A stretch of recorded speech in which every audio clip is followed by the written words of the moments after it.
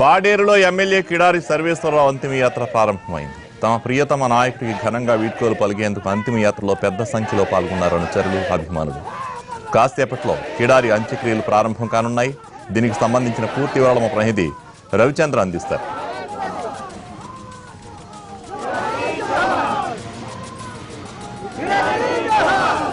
మావోయిస్టుల చేతిలో హత్యకు గురైన అరకు ఎమ్మెల్యే కిడారి సర్వేశ్వరరావు అంతిమ యాత్ర పాడేరులో నిర్వహిస్తున్నారు. మొత్తం పాడేరు అంతా కూడా శోకసంద్రమైన పరిస్థితి. కిడారి బంధువులతో పాటు కార్యకర్తలు పెద్ద ఎత్తున చేరుకున్నారు. అంతిమ యాత్రను ఆ గ్రామం మొత్తం నిర్వహిస్తున్నారు.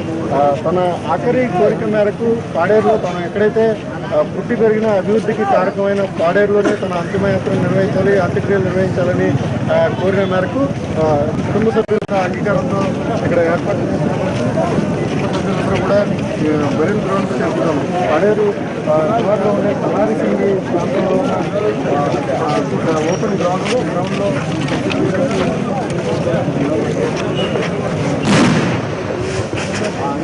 ఎమ్మెల్యేకి సంబంధించి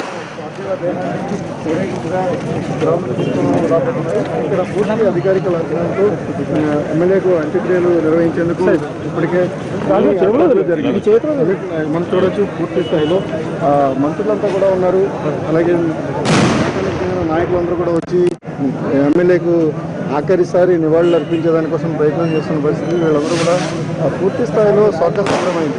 ఏదైతే కిడారి సర్వేశ్వరరావు నిన్న లింగుగుట్ట దగ్గర జరిగిన మావోయిస్టుల అటాక్లో ప్రాణాలను కోల్పోయారు. ఆయనతో పాటు మాజీ ఎమ్మెల్యే సివేరి సోమ కూడా కోల్పోయిన పరిస్థితి.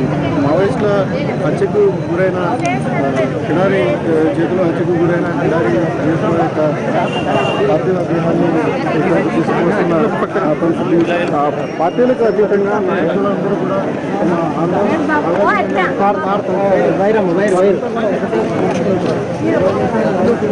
నాయకులుగా ఎదుగుతున్నారో వాళ్ళందరినీ కూడా కోల్పోవటం అనేది అత్యంత బాధాకరమైన భావన అందరిలోనూ కనిపిస్తోంది. ప్రస్తుతం మన దగ్గర కొంతమంది గిరిజన నాయకులు ఉన్నారు. వీళ్ళందరూ కూడా ఈ మొత్తం బాధాసక్తి ఉదయంతో ఉన్న పరిస్థితి పాడేరంతా కూడా దుఃఖసాగరం ఒక గిరిజన నాయకుని కోల్పోయాం. పార్టీ అయినప్పటికీ కోల్పోతున్నట్ట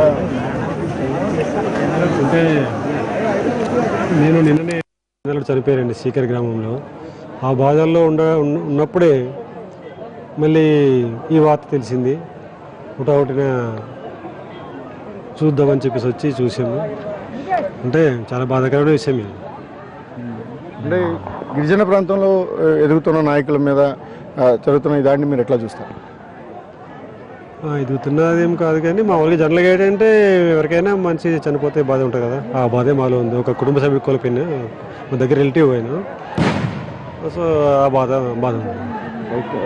ఖచ్చితంగా ఒక నాయకుడిగా అనే కాకుండా కుటుంబ సభ్యులుగా దాదాపు ఈ ప్రాంతంలో అత్యంత సన్నిహితమైన బంధుత్వం కలిగిన నాయకుడుగా కిడారి సర్వేశ్వరరావు గుర్తింపు ఉంది. ఆయన చనిపోవడంతో, ఆయన మరణంతో పెద్ద ఎత్తున అటు అరకు పాడేరు ప్రాంతాలతో పాటు చింతపల్లి నుంచి కూడా భారీగా అభిమానులు తరలివచ్చారు. ఏజెన్సీలో ఉన్న అన్ని మండలాల నుంచి కిడారి అభిమానులతో పాటు బంధువులు వీళ్ళంతా కూడా వచ్చి ఆయనకు ఆఖరిసారి నివాళులు అర్పించేదానికోసం ప్రయత్నిస్తున్న పరిస్థితి ఉంది. దూరంగా కిడారి సర్వేశ్వరరావు పార్థివ దేహాన్ని తీసుకొస్తున్న వాహనాన్ని మనం చూడవచ్చు. ఆయనకు పూర్తిగా వెనకంతా కూడా మంత్రులతో పాటు ఇతర నాయకులందరూ కూడా తరలి వస్తున్నారు. ఏదైనా మరికొద్ది సేపట్లో తమ అభిమాన నాయకుడి ఆఖరి చూపులు కూడా ఇక ఉండవన్న ఆవేదన బలంగా అందరికీ కనిపిస్తుంది.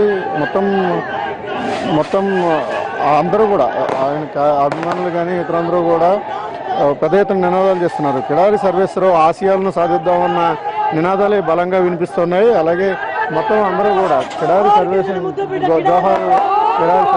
అన్న మొత్తం జోహార్లు అర్పిస్తూ ఎవరైతే గిరిజన బిడ్డ ఉన్నాడో గిరిజన బిడ్డను కోల్పోయామో ఆవేదనను చాలా బలంగా ప్రాంత ప్రజలందరూ కూడా చెప్తున్న పరిస్థితి. ప్రస్తుతం కిడారికి అంతిమ యాత్రను పూర్తి గిరిజన సాంప్రదాయం ప్రకారం ఏదైతే వాళ్ళ సాంప్రదాయం ఉంటుందో ఆ సాంప్రదాయాలకు అనుగుణంగా అంతిమ క్రియలను నిర్వహించేందుకు పూర్తి స్థాయిలో అంత్యక్రియలు నిర్వహించబోతున్నారు. ప్రస్తుతం ఎమ్మెల్యే గిడ్డి ఈశ్వరి దగ్గర ఉండి ఈ అంత్యక్రియలన్నింటినీ కూడా అంత్యక్రియలు జరుగుతున్న తీరుని ఆవిడ పర్యవేక్షిస్తున్న పరిస్థితి. పెద్ద ఎత్తున వచ్చిన అభిమానులందరినీ కూడా కంట్రోల్ చేసుకుంటూ ఎప్పటికప్పుడు వీళ్ళందరినీ కూడా బరేల్ గ్రౌండ్లో సాధ్యమైనంత వరకు పూర్తి స్థాయిలో అంత్యక్రియలు జరగడానికి ఎవరైతే ఎలాంటి ఇబ్బంది తలెత్తకుండా, అభిమానుల నుంచి ఎలాంటి ఇబ్బంది తలెత్తకుండా అంత్యక్రియలు నిర్వహించడానికోసం ప్రయత్నిస్తున్న పరిస్థితి. మరోవైపు జోరున వర్షం కురుస్తుంది. ఈ వర్షంలోనే తడుస్తూ కూడా తమ అభిమాన నాయకుడికి ఆఖరి వీడ్కోలు చెప్పేందుకు ఇక్కడ గిరిజన బిడ్డలందరూ కూడా వచ్చిన వాతావరణం ఉంది.